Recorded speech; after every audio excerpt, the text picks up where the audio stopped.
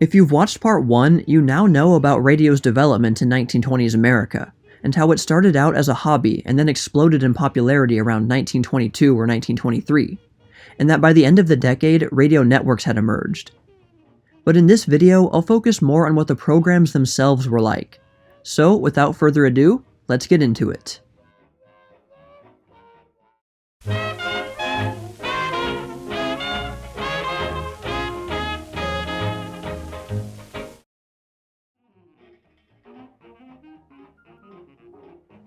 Okay, so this is the question that many of you want answered. What were people listening to on radio in the 1920s? I briefly talked about this in my previous video on radio, but I want to go into more detail here. Of course, you can search program listings, but that doesn't necessarily gauge what was the most popular. To do that, let's turn to the results of a listener survey published in the July 1st, 1927 issue of Radio Digest magazine. It should be noted, however, that these survey results shouldn't be taken at face value, and don't necessarily reflect the popularity or ranking of certain programs. But it does provide a convenient structure for introducing the different categories. This survey consisted of 8,000 listeners who chose yes or no to certain categories of radio programs. Of these 19 categories, 15 were musical. The results showed that the most popular category by quite a large margin were those featuring popular songs with a male singer, which not only had the most yes responses, but it also had by far the least no responses. Even though the 1920s is so associated with jazz music, even as late as 1927, pop music was still far more popular on the radio. Popular dance bands such as Paul Whiteman and the endless number of local dance bands were still more accessible to radio listeners at the time. At this time, the term dance bands didn't apply to jazz bands, but rather bands that played much tamer, sweet music. There was definitely a racial aspect to this. Radio owners were more likely to be white, while black people were generally poor due to being shut out from better-paying jobs, and were less likely to afford such luxuries as a radio. And while cheaper radios would open up more opportunities for black people to own radios, the big stations were still entirely white-owned, and thus controlled the programming. Whether it was by the station manager's own objection, or because they didn't want to offend their largely white audience, much of the newest, most innovative music that came from black musicians was much less represented when it came to radio programming. Though there were important exceptions, including Bessie Smith in her prime and Duke Ellington, who made weekly broadcasts from the Cotton Club starting at the very end of 1927. Hot black jazz music was still a radical musical departure for many, and many white people still had moral objections to jazz as being deviant and too sexual, especially in the various jazz dances that shocked many, while others objected to it not being real music, an attitude that is expressed in virtually every generation. It's strange that two things that are now so closely associated with the Roaring Twenties, radio and jazz, didn't really mix as much as you would expect. In fact, in 1926, G.C. Furness, the manager of the radio division for the company that produced the successful Ever Ready Hour, said, "There are some outstanding things which we have discovered already through our first efforts. One of these is that a great many of the Ever Ready Hour listeners decidedly do not want jazz in any considerable quantities in the Ever Ready Hour programs. Not only were there comparatively few requests for jazz, but there were convincingly numerous petitions that we refrain from injecting jazz into our programs." One reason that was often given by those who wrote in as to why they didn't want jazz on the Ever Ready Hour was because, quote, "it can be obtained in superabundance from other sources." Early radio surveys do corroborate this by showing that jazz was not in the top bracket of popularity for musical categories among radio listeners. Popular music on the radio often consisted of dance bands, like I said before, but there were also pop singers. Their presence on radio would become more distinct after the advent of electric recording spawned a new kind of singing style, crooning. Radio could also make careers, as in the case of Rudy Valley, whose romantic crooning on his weekly radio show took women across America by storm, and he became a national superstar. Going over to a different survey for a minute, we can get a glimpse into what kind of dance band was popular with listeners. This one, also conducted by the Radio Digest the next year, in 1928, sought to find the most popular orchestras, meaning dance bands. This survey had a far larger turnout, with hundreds of thousands of listeners casting their vote for the best band, the top voted ones now all but forgotten. This survey demonstrates the far reach of radio in the United States and Canada. The bands were from Yankton, South Dakota, Fort Worth, Texas, San Francisco, California, Saskatoon, Saskatchewan, Canada, Des Moines, Iowa, New Orleans, Louisiana, and Buffalo, New York. Here's a random fun fact. The studio director of the winning band, John Chandler Gurney, later went on to become a U.S. Senator for South Dakota. Country music, or hillbilly music as it was often called a bit later, had a surprisingly strong performance in this survey, getting 11th place out of 19. Here it's represented by fiddlers, though the genre was quickly becoming more diverse. As radio pushed further into the South, this regional music spread around the region like wildfire, often representing an old-timey nostalgic sound. As a little side note, in the same year this survey was conducted, 1927, the recordings of the famous Bristol Sessions were made, an event which is often seen as the genesis of modern country music, since it marked the first recordings of pioneering country musicians Jimmie Rodgers and the Carter family. But this survey shows that, though not as developed yet, country music, mainly in the form of fiddlers and string bands, had become quite popular even before Rodgers and the Carter family. Classical music, in its various forms, had been a regular fixture on radio from the beginning. Before jazz and dance bands became mainstream, classical music and opera were still many people's go-to for music. Station KYW in Chicago had played opera exclusively beginning in November 1921, and actually helped to popularize opera on the radio in the first place. Listeners in the New York area also began hearing opera over the airwaves shortly afterward. At the time, this little experiment proved to be a big success, though as radio quickly began to develop, station KYW moved on to other types of programming. Another reason for classical music's success on the radio was because of a short-sighted mistake on the part of the major phonograph companies. They charged premium prices for classical music records. With the popularity of radio increasing drastically, this ended up hurting their share of the classical music market. Not to mention that classical music fans would have had to buy a set of 4 or 5 records, or possibly even more, in order to listen to a symphony. But when radio came along, they could indulge in their favorite musical pieces every day without paying premium prices, and without the bother of having to change the record on the phonograph and breaking the continuity of the music. While the sound quality was better on record, technological improvements to radio would help to maintain their dominance, and become an increasingly peskier thorn in the side of the phonograph companies. Though classical music would be important in the maturation days of radio, with the widespread popularity of new kinds of more accessible popular music in the latter half of the 1920s, classical music's popularity would wane considerably on the radio, as the survey shows, though it would never completely go away. Pop music was just too stiff of a competitor. Okay, let's take another look at that 1927 survey, and you'll notice a few non-musical categories. Personally, I think these are more interesting because these foreshadow the glorious future of radio, and they also show the sheer diversity of programs. The highest performing of these was sports. There was a huge demand for sports on the radio starting early in the decade. Boxing matches, baseball games, football games, and horse racing were the biggest attractions. In radio magazines, Jack Dempsey fights were featured prominently in multi-page coverage, showing the transcripts of the original radio broadcasts. As early as 1921, station KDKA in Pittsburgh, owned by Westinghouse, was broadcasting boxing matches and baseball games. There was also one station, WJY, owned by the Radio Corporation of America, RCA, which received a government broadcasting license for a single day in the summer of 1921. This was used specifically to broadcast a boxing match between Jack Dempsey and Georges Carpentier.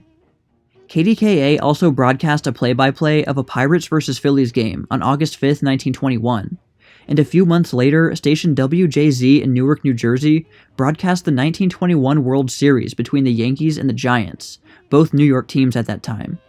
For these early play-by-play broadcasts, the information had to be sent via telephone to the radio station for the announcer to announce the play, and throw in some emotion. But it was live in a sense, just not in a direct way. As with most things about radio in the 1920s, that would soon change. By the middle years of the decade, live broadcasts of sports games on location had become possible. Next we have religious programs. These were very important attractions to people because they brought church or synagogue into the home from far away. If there was some reason you couldn't go to services because of distance, you could settle for listening to them in your living room. Radio preachers, priests, ministers, and rabbis were able to attract huge followings on the radio, some even receiving fan mail like musicians and other entertainers. There were many people who just didn't have access to religious services. There were old people who were too frail to attend, there were disabled people who also couldn't physically go there themselves, and there were groups of people who lived in pretty isolated rural areas. To illustrate this benefit of radio, here is another excerpt from a radio magazine, this time from the August 1923 issue of Radio Topics. Schenectady clergymen whose services have been broadcast now look upon the radio station as a powerful gospel missionary. Words spoken in a church in the presence of a small group of people are given wings and travel to thousands of homes, reaching the aged and infirm, and many who, but for radio, would not hear a church service. Village churches, locked because of a shortage of ministers or inability to provide for a pastor regularly, now open their doors, and the congregations worship with the Schenectady church membership via radio. After every service, letters reach the pastor from all parts of the country. Our clergyman was recently told of 2 elderly women, too feeble to go to church, who dress each Sunday in their best finery and sit at their radio set, hats and gloves on, and devoutly listen to the service. During the scripture reading, they follow the pastor in their Bibles, and at the offertory, they solemnly place a modest offering on a plate at their side. At the end of the service, the money is sent to the pastor who has been speaking to them. A lumberjack recently wrote one of the Schenectady ministers that he had heard a church service for the first time in 11 years, and that it had taken him back to his Sunday school days. He was so impressed that he is getting a loudspeaker so that the gospel message may be appreciated by others in the camp. I also found a couple of examples of how religious programs on the radio had a real benefit for 2 elderly invalid women. The following excerpt was taken from the August 1923 issue of Radio Topics, and was originally from a letter written to station WGY in Schenectady.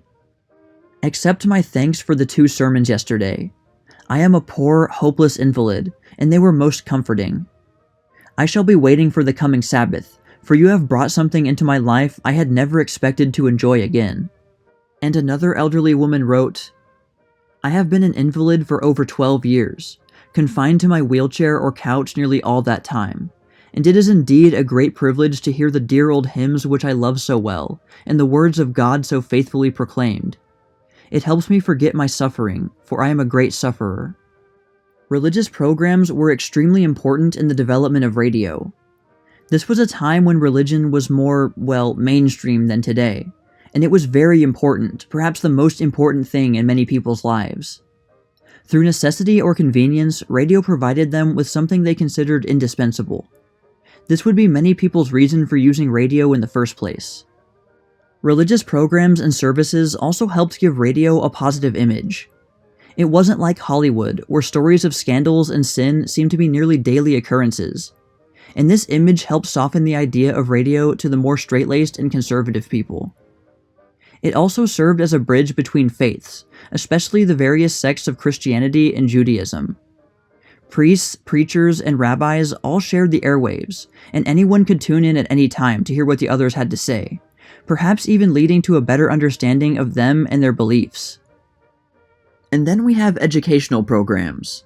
There was a wide variety of these, the target audience ranging from children to college students to housewives. There was even a program in Kansas that allowed students to take courses through the radio and even receive a certificate of completion, all without going to an actual school. For housewives, there might not have been many opportunities for intellectual development from reliable sources. Radio gave experts a platform to educate ordinary people, including housewives and those with a lower level of education, about every imaginable topic. One of the first important educational radio stations was WHA, operating out of the University of Wisconsin. They began broadcasting in January 1922, and by the mid-1920s were providing a vast array of lectures or talks on various subjects, including music appreciation, typewriting, Spanish, American literature, agriculture, economics, business letter writing, and aeronautics. And finally, there were public speeches. By the second half of the decade, radio became especially effective for politicians. Before, they had to give the same or similar speeches over and over to a few thousand people at most. But with radio, they could now reach millions with a single speech. Outside of politics, there were speeches from famous people that were broadcast. Say, for example, Charles Lindbergh, whose speech in Washington following his historic transatlantic flight in the summer of 1927 was broadcast over the radio, something that certainly got more people interested in what else radio had to offer, if they weren't already. There's also another category that wasn't represented in this survey that I also want to mention. Radio dramas made their appearance early in the decade, at least by late 1922. Radio station WGY in Schenectady, New York began staging them that year. It was an interesting experiment. Centuries of stage performance traditions had to be done away with, and simplified to only one of the 5 senses. Because stage plays relied on scenery and action to move the story along, these first radio drama productions introduced sound effects to provide important information, such as train whistles to indicate that things were taking place at a train station. Also, a bell was rung to indicate that a new person had just entered the stage. The earliest mention of a radio drama that I could find was in an August 1923 issue of a magazine called Radio Topics, which stated that about a year before, the experiment was undertaken with the staging of Eugene Walter's play, The Wolf. This particular production proved popular with listeners, and the station claimed that thousands of them wrote in applause cards. Radio would be changed forever with the introduction of Amos and Andy, a comedy program which began in 1928. These two characters were voiced in African-American dialect by 2 white men, Freeman Gosden and Charles Carell. They had been on radio since 1925 in Chicago, and the origin of the Amos and Andy characters can be directly traced back to their previous radio show, Sam and Henry, which was very similar in its format. Sam and Henry began in January 1926, and can claim the milestone of being the first serialized situational comedy on radio. So any sitcom afterward can thank Sam and Henry and Amos and Andy for spawning the modern incarnation of the genre. These shows would even feature multiple parts of a specific storyline, leaving the audience suspended in a cliffhanger until the next episode. Sam and Henry proved to be a big success in Chicago. So big, in fact, that within only 2 years, Gosden and Carell were looking to expand. They left their station WGN, owned by the Chicago Tribune newspaper, and went to station WMAQ, which was owned by the Chicago Daily News. WGN had no desire to syndicate the show, because that would mean lending their competitors their property, but WMAQ agreed to do this. However, the Chicago Tribune still owned the rights to the character names Sam and Henry, so they were changed to Amos and Andy, and the new program was first broadcast in March 1928. The format of the program, as well as the characters, were very similar to the previous show, but now they were getting even more exposure. This eventually led to Amos and Andy becoming truly national when it was switched over to the NBC Blue Network in August 1929. The show has in retrospect received a lot of backlash over the racial aspect of the characters, and even at the time there were big fans and big detractors. This was due to negative stereotypes being used in the show. Many pointed to these stereotypes as being part of the minstrel show tradition. At first, the reaction among many black leaders was, "Oh, here we go again," but they didn't speak out too strongly against the show. Within about a year, these black leaders would largely turn against the show in print, namely in black newspapers, knowing that negative black stereotypes were now represented in an immensely popular program broadcast coast to coast. This resulted in a full-on campaign against the show in 1931. But in the 1920s, there wasn't yet as much public controversy over the show. While there were absolutely negative racial stereotypes represented, the listener also empathized with the characters and their plights, regardless of whether or not they were black or white. The characters of Amos and Andy were human, and this is an aspect of the early years of the show that often gets lost. It can be fairly argued that Amos and Andy set the stage for the future of radio. The show's popularity peaked during the early years of the Depression, and the 1930s would see an explosion of wildly successful situational comedies that would come to define the golden age of radio, all of them influenced in some part by Gosden and Carell's creation. If you want to hear for yourself this historic time in radio, you can check out the Sam and Henry and Amos and Andy recordings I posted in some compilations on my channel. These were put onto records for use in syndication and rebroadcast, so they're not actual radio broadcast recordings, but you definitely would have heard them played on the radio. These recordings are only a very small percentage of the total output of the two programs, but perhaps someday we'll have more of them available to us. The last few years of the 1920s saw radio really mature and develop. The two big radio networks, NBC and CBS, had a virtual monopoly on big-budget programming. There also emerged around this time another innovation that would become an industry standard in the next few decades: syndication, a practice which, as I just mentioned, was used for Amos and Andy. Programs used for syndication were recorded in a studio onto a disc, just like was done for music. Most of the regular radio programs from the 1920s that were not experimental or made by the government survive only because of these syndication recordings. By making records of performances such as comedy skits, these could be played again and again over the radio. This practice would become far more common after it became possible to directly record a radio broadcast as it happened, a possibility that was first realized in 1929, which brings us to the end of the decade.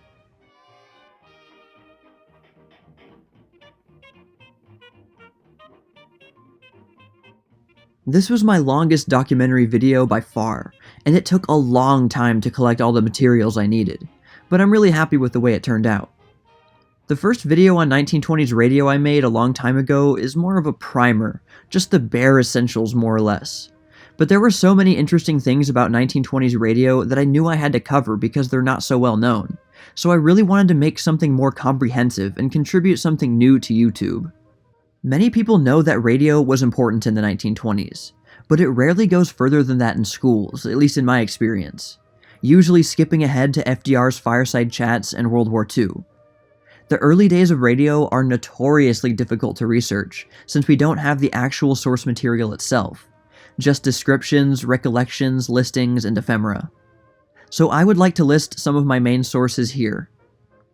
The most important sources were radio magazines. There were quite a few of these magazines in the 20s, though most of them were focused on radio technology rather than its influence on pop culture and society and that kind of thing. But especially in the boom period after around 1922, many of these magazines started to include human interest pieces for all the newcomers. So while it was laborious to sift through all the technical mumbo-jumbo that I didn't understand at all, there were some real gems in there. And because I found so many of those kinds of articles during the research for this video, I am definitely going to read some of them out like I do with the movie magazines to save you some time. So expect a lot of those in the near future. These magazines included Radio News, Radio Digest, Radio in the Home, What's on the Air, Radio Broadcast, and Radio Topics. And many of the photos I used in this video came directly from those magazines as well as a few others. As for secondary sources, my main one was The Early Days of Radio Broadcasting by George H. Douglas, which broke down early radio into several different themes and trends. Though be warned that quite a bit of the information there is outdated, and many of the figures for radio audiences were taken from original sources that wildly exaggerated the numbers. And it also reused radio myths that have since been debunked. But it was useful for structure and explained the bigger picture stuff simply and concisely. You can find this book on the Internet Archive, and the radio magazines can be found at worldradiohistory.com. Also, a big thanks to Dr. Donna Halper, who reached out to me and helped me fact-check the information, because secondary sources about early radio can have a lot of conflicting information, perpetuated myths, etc., which makes things very confusing for someone like me who is not a part of that academic circle. And she also provided some of the photos you saw in this video. So anyway, I hope you enjoyed this video. I tried to be as comprehensive as I could since there's not really any other videos on YouTube about 1920s radio that are. I really wanted to contribute something new to the study of 1920s history, at least in this medium. Well, that's all for now, all you sheiks and gals out there, but stay tuned for more tales from the Jazz Age. I don't stay out late, don't care to go. I'm home about 8, just me and my radio. Ain't misbehaving, I'm saving my love for you.